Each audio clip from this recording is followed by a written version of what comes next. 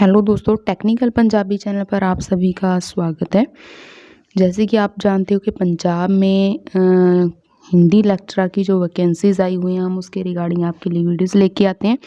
सो आज भी हाजिर हुए हैं एक नई वीडियो के साथ। आप सबको पता है कि हम जो प्रीवियस पेपर को डिस्कस कर रहे थे आपस में, ऐसे ही आज फिर हम जो प्रश्न रह गए थे, जैसे 75 प्रश्न हमने पहले डिस्कस किए हैं और अगले 75 प्रश्न आज हम डिस्कस करने जा रहे हैं। शुरू करते हैं पेपर को। हाँ जी, देखिए 75 प्रश्न हम कर लिए थे पहले।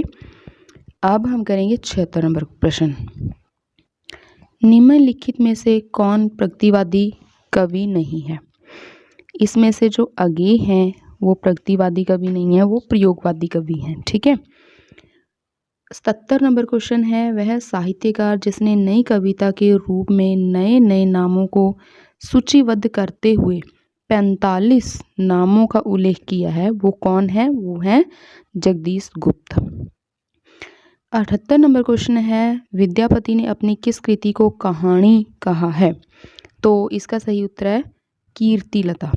79 नंबर जो प्रश्न, राजरासों को शुक-शुकी संवाद के रूप में रचित मानने वाले आलोचक हैं? तो इसका जो सही उत्तर है हजारी प्रसाद द्विवेदी, ए।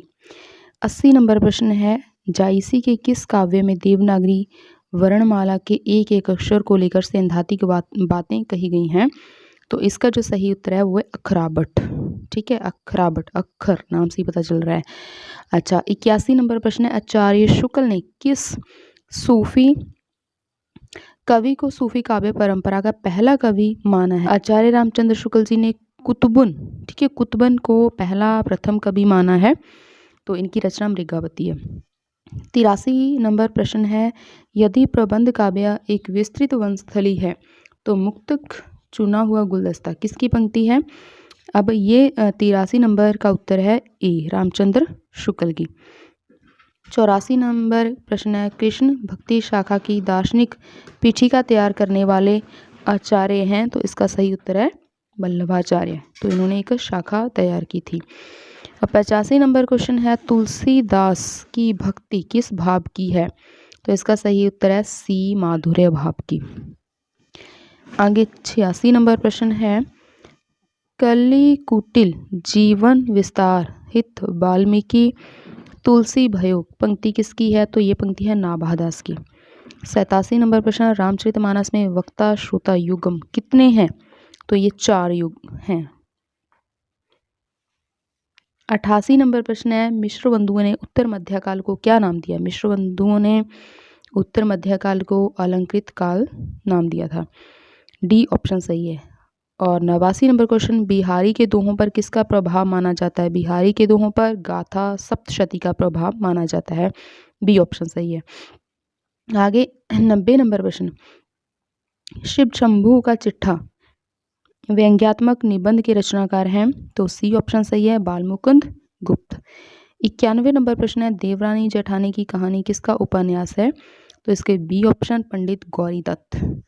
92 नंबर प्रश्न है, पंत और पल्लव किसकी कृति है? तो ए ऑप्शन सही है, निराला। आगे करबला नाटक के रचयिता, 93 नंबर प्रश्न, करबला नाटक के रचयिता, तो करबला नाटक है मुंशी प्रेमचंद जी। नंबर प्रश्न, गीति नाट्यों के को भाव नाट्यों की संज्ञा किसने दी? नगेंद्र, ए ऑप्शन सही है। 95 नंबर प्रश्न है, कौन सा तत्व सामान्य लेख से निबंध को अलग करता है? तो इसका सही उत्तर है लालित्य निबंध। नागार्जुन का वास्तविक नाम क्या है? नागार्जुन का वास्तविक नाम सी ऑप्शन सही है इसके लिए, वैद्यनाथ मिश्र था उनका नाम।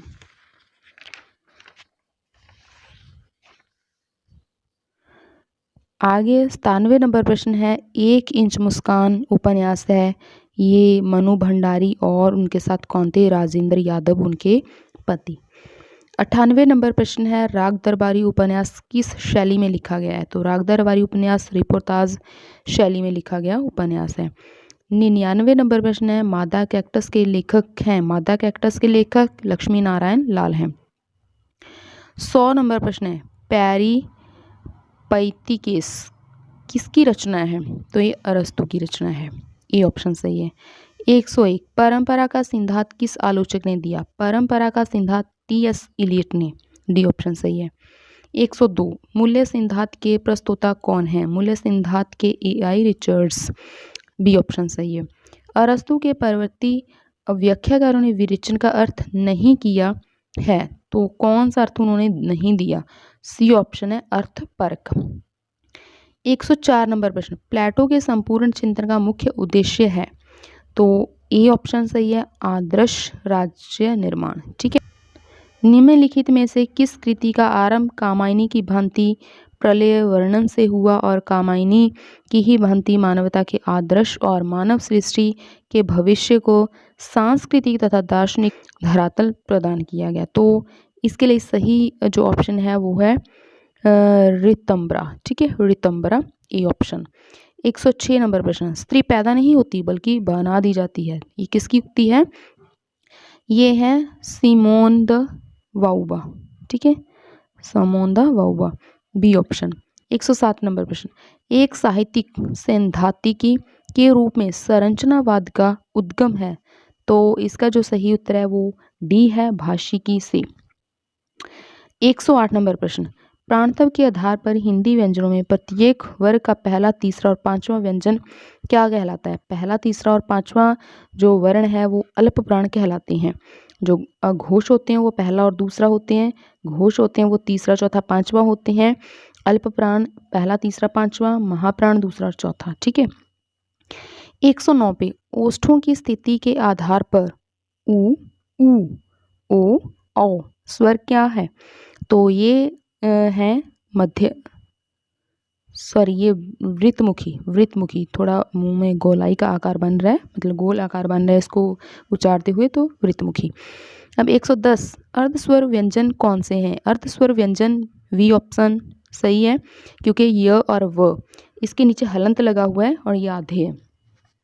उसके बाद 111 नंबर प्रश्न, साक्षात संकेतित अर्थ जिसे मुख्य अर्थ भी कहा जाता है उसका बोध कराने वाली शक्ति को कहते हैं? तो जो साक्षात अर्थ देता है हमें, तो उस शक्ति को अभिधा बोला जाता है। 112 नंबर प्रश्न, अस्तित्ववाद भाव तथा विचार के प्रति जीवन का विद्रोह है किसकी धारणा है? तो ये धारणा है सी जूलियन बेंद्रा। ठीक है, जूलियन बेंद्रा, सी ऑप्शन। 113 नंबर प्रश्न है, भरत ने कितने काव्य लक्षणों की चर्चा की है? तो इसका सही उत्तर है 36, डी ऑप्शन। 114 नंबर, वामन के काव्य हेतु के लिए किस शब्द का व्यवहार किया है? तो यहाँ पे वामन ने आना था असल में। ठीक है, वामन ने काव्य हेतु के लिए किस शब्द का व्यवहार किया है? तो इसका सही उत्तर है काव्यांग, काव्य के अंग, डी ऑप्शन। आगे 115 नंबर प्रश्न है, सुनीति कुमार चटर्जी ने खड़ी बोली के लिए किस शब्द का व्यवहार किया, मतलब किस शब्द का प्रयोग किया है? तो उनका सही उत्तर है जनपदीय हिंदुस्तानी, बी ऑप्शन। 116 नंबर प्रश्न है, किसी व्यक्ति द्वारा अपने जीवन को आधार बनाकर लिखे साहित्य को क्या कहते हैं? सी ऑप्शन, आत्मकथा इसका सही उत्तर है। अगर किसी दूसरे के जीवन पर लिखा जाए तो वो जीवनी कहलाती है। 117 नंबर क्वेश्चन, विभत्स रस का स्थायी भाव क्या है? विभत्स रस का स्थायी भाव जुगुप्सा है, ई ऑप्शन। उसके बाद 118 नंबर क्वेश्चन है, द्वैतवाद के प्रवर्तक कौन है? द्वैतवाद के प्रवर्तक हैं जो मध्वाचार्य, डी ऑप्शन सही है। 119 नंबर प्रश्न, ध्वनि सिद्धांत निम्नलिखित में से किस पर आधारित है? तो जो ध्वनि सिद्धांत है वो सफोट पर आधारित है, बी ऑप्शन। 120 इड, ईगो और सुपर ईगो का संबंध है? तो इड और सुपर ईगो जो है इनका संबंध मनोविश्लेषणवाद से है, ए ऑप्शन सही है। 121 नंबर प्रश्न, क्या अमरों का लोक मिलेगा तेरी करुणा का उपहार, रहने दे हे देव अरे ये मेरे मिटने का अधिकार? ये किसकी कृति किसकी पंक्तियां हैं, मतलब किसकी रचना में से हैं? तो ये महादेवी वर्मा की हैं पंक्तियां, बी ऑप्शन सही है। 122 निम्नलिखित में कौन युद्ध संबोधित कृति नहीं है? कौन युद्ध से संबंधित नहीं है? तो कुरुक्षेत्र, उन्मुक्त, आर्यवर्त ये युद्ध से संबंधित है। तो नाश और निर्माण, ठीक है, ये अलग से है, डी ऑप्शन।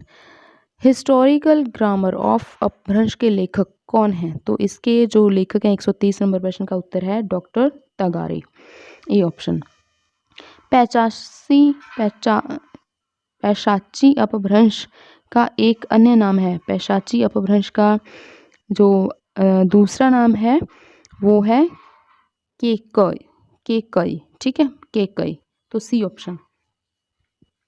125 नंबर प्रश्न है लॉजाइनस के उदात्त के कितने स्रोत माने जाते हैं? तो लॉजाइनस का जो उदात्त तत्व है उसके 5 उदात्त स्रोत माने जाते हैं। अनुकरण सत्य से तिगुना दूर है, ये किसने कहा है? ये प्लेटो का है, ठीक है, उन्होंने बोला है। आगे है भभूति ने रस राज की उपमा किससे की है? तो करुण रस की को दी है, ठीक है। हाँ जी, 127 नंबर प्रश्न है भभूति ने रस राज की उपमा किसे दी? तो ए ऑप्शन करुण रस को, ऑप्शन सही है। 128 नंबर क्वेश्चन है राहुल सांकृत्यायन ने सरहप्पा का समय क्या बताया? जो सरहप्पा कवि थे उनका समय क्या बताते हैं? D option 769। 129 अभट्ट को देसिल बयना किसने कहा? तो 129 का सही उत्तर है विद्यापति, ठीक है, विद्यापति ने कहा था। 130 अपभ्रंश को कहा गया है? तो इनमें से इसका जो सही उत्तर है वो उकार, ऊ से उकार बोला। 131 हिंदी की कितनी उपभाषाएं हैं? तो हिंदी की 5 उपभाषाएं हैं। 132 तत्सम शब्द है, इसका सही उत्तर है बी, ठीक है, मतलब जो सीधे हिंदी से आए हुए, सीधे हिंदी में आए हैं संस्कृत से, तो बी ऑप्शन सही है। 133 मानक हिंदी का आधार बताइए। मानक हिंदी का जो आधार है वो बी है, खड़ी बोली। 134 अपभ्रंश में निम्नलिखित में से किन शब्दों का बाहुल्य है? तत्सम, तद्भव, अनुकरणात्मक, विदेशी। कौन से शब्द ज़्यादातर हिंदी में देखते हैं हम? तद्भव, जो संस्कृत के शब्दों को थोड़ा परिवर्तन करके बनाए गए हैं, ठीक है। अब टी.एस. इलियट मूलतः थे, तो 135 का जो सही उत्तर है वो थे अमरीकी। टी.एस. इलियट अमेरिका के थे। अस्तित्ववाद की विशेषता नहीं है। अस्तित्ववाद की विशेषता सामाजिकता नहीं है, मतलब डी ऑप्शन। 137 अगर प्रस्तुति प्रतिमान किसका है? तो इसका जो सही उत्तर है 137 का बी शैली विज्ञान का। 138 नंबर क्वेश्चन है उत्तराधुनिकता केंद्रित है। उत्तराधुनिकता केंद्रित है सत्ता के विकेंद्रीकरण पर, डी ऑप्शन। 139 शैली विज्ञान के लिए रीति विज्ञान नाम किसने सुझाया? तो शैली विज्ञान के लिए रीति विज्ञान नाम विद्यानिवास मिश्र, ये ऑप्शन सही है। 140 शैली विचलन है, किसका कथन है? तो शैली विचलन है ये हैलिड, बी ऑप्शन इसके लिए सही है, उनका कथन है। आगे 141 नंबर प्रश्न शैली विज्ञान किसे कहते हैं? तो शैली विज्ञान कहते हैं स्टाइलिस्टिकस, ए ऑप्शन। अब क्षेमेंद्र की रचना है 142 नंबर प्रश्न, तो इसका जो सही उत्तर है तो क्षेमेंद्र की रचना कौन सी है? तो कवि कंठाभरण, ठीक है। अब 143 पूर्वी हिंदी की बोलियां हैं, तो पूर्वी हिंदी की कौन कौन सी बोलियां हैं? छत्तीसगढ़ी, अवधी, बघेली, अबच्छ, ठीक है, सी ऑप्शन, डी ऑप्शन सही है। 144 अपने अपने पिंजरे के लेखक कौन हैं? अपने अपने पिंजरे के लेखक मोहनदास नैमिषराय हैं, सी ऑप्शन। 145 पहला तार सप्तक किस नाम से प्रकाशित हुआ? पहला तार सप्तक के नाम से ही प्रकाशित हुआ है, बी ऑप्शन सही है। कामाध्यात्म की भूमि पर आधारित ग्रंथ है, तो इसका सही उत्तर है उर्वशी, ये है रामधारी सिंह दिनकर की, तो ये कामाध्यात्म के ऊपर लिखी गई है।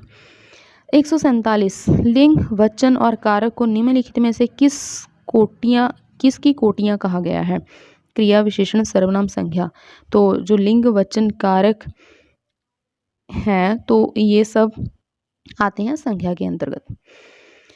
तो 148 नंबर मानक हिंदी में स्वरों की संख्या है। मानक हिंदी में स्वर है 11, बी ऑप्शन सही है। 149 अव्यय क्या है? अविकारी शब्द, तो ए ऑप्शन सही है।